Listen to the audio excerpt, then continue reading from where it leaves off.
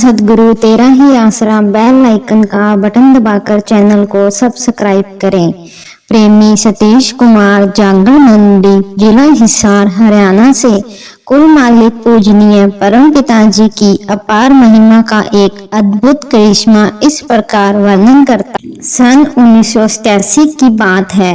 एक दिन प्रेमी अपने परम पूजनीय सद्गुरु जी के दर्शनों व सत्संग सुनने के लिए दरबार में आया।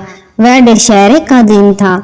अचानक उसके मन में शंका पैदा हो गई कि अगर पूज्य परम पिताजी उसे भगवान राम के रूप में दर्शन दे दे तो वह शहंशाह जी को ही भगवान ईश्वर परमात्मा मान लेगा। प्रेमी लिखता है कि उसे सन 1985 में नामदान की बख्शीश हुई थी। पहले वह श्री रामचंद्र जी का भक्त रहा है।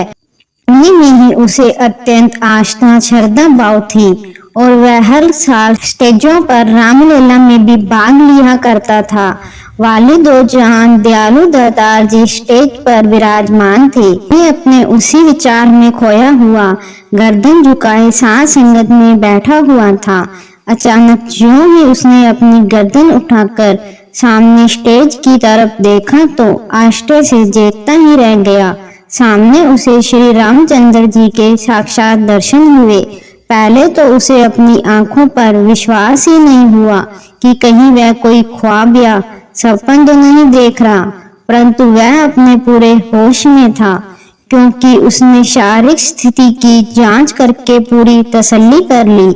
उसके सामने शीश पर वैसा ही मुकुट, वैसी ही वेशभूषा, वही धनुष बाण धारण किए हुए, बात क्या वही सब कुछ था जैसे कि उसने अपने इष्ट की कल्पना की थी। उसके थोड़ी देर बाद उसे पूज्य परम पिताजी का मुस्कुराता हुआ प्रकट स्वरूप दिखाई दिया। कुल मालिक की उस अजीब लीला को प्रेमी ने उन्हीं कुछ मिनटों में 2-3 बार लगातार देखा।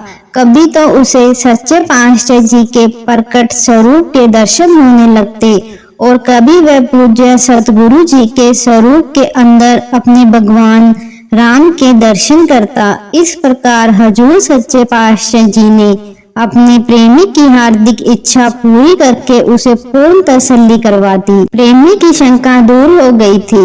उसे विश्वास हो गया कि पूज्य परम पिताजी ही वास्तव में स्वयं भगवान हैं, परंतु जीवों को समझाने तथा प्रभु भक्ति में लगाने हेतु ही उन्होंने नर चोला पहनकर यह प्रकट स्वरूप धारण किया है। प्रेमी की खुशी का ठिकाना नहीं रहा, क्योंकि अंतर्यामी दयालु परम पिताजी ने उसकी आंतरिक इच्छा पूरी कर दी थी।